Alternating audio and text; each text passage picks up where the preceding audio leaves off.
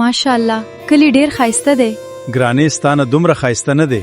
دومره صفت مې مکوه له نظره بشم. سارا خیله کوم دروازه خلاصه کړه. ولی ژاړې ګرانې؟ بس هیڅ نه.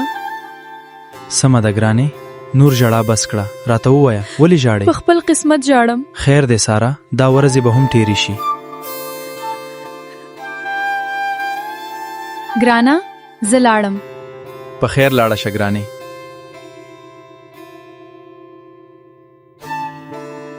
هلو ښه یم، تاسو څنګه یاست؟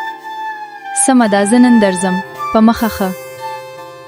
زما د شرکت رئیسو باید سبا بیرته جرمني ته لاړه شم. نوې قراردادونه دي، هغه باید لاسلیک کړم. سمه ده، زه به دې تر هوایي ډګر پورې ورسوم. نه بختي، ځان مه په زحمت کوه، بیګي به مې بوزي.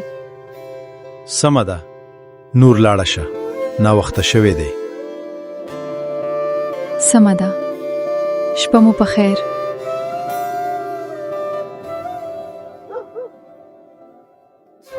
ولی دې ناوخته کړه؟ نن لږ کار ډیرو ځکه ناوخته شوم. سمه ده، راځه ډوډۍ وخوره.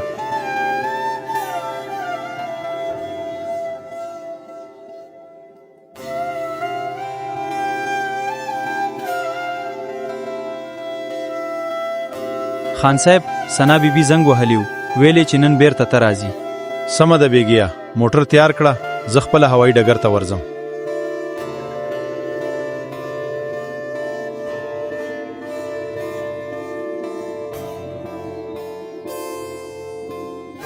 بیګیا خان صاحب چیرته دی؟ اغلی سنا نن بیرته را روانه ده. خان صاحب خپله هوایي ډګر ته ورغلی دی. خان صاحب خپله ورغلی دی؟ هو ویلې دا ځل باغلې په خپله راولم.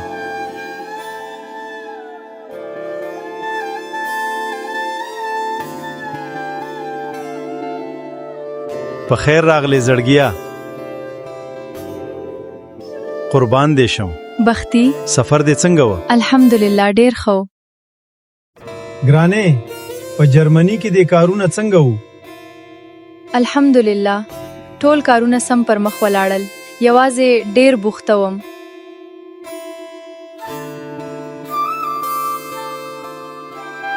شاید خان صاحب راغلی وي.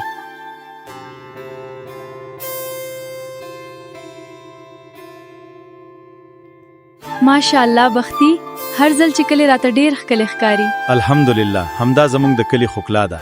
بیګیا جی خان صاحب. په موټر کې چې کم سامان دې راخته کړه او بیا موټر ګراج ته یوسه. سمه ده خان صاحب. په خیر راغلی اغلی. خیر اوسې سارا، ما ته لږ اوبه راوړه. سمه ده اغلی.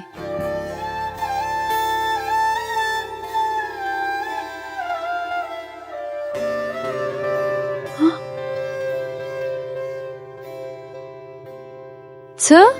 هو اغلی. ته ډاډه یې بیګیا؟ هو اغلی. بخښنه غواړم خان صاحب.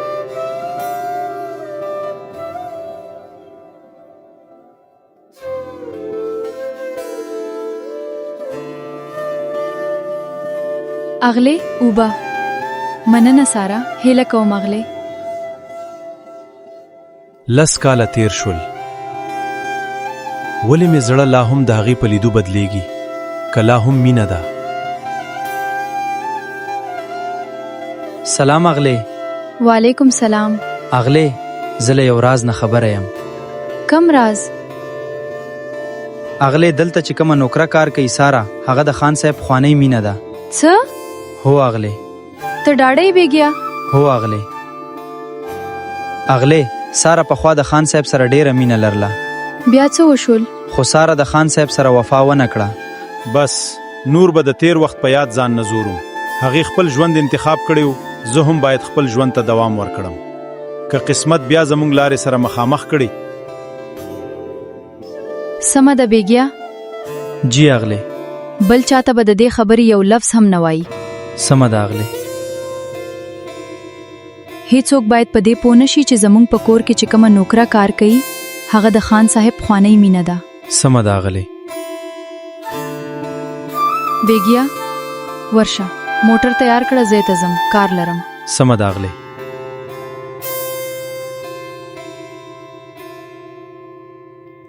ته ولې الله یې؟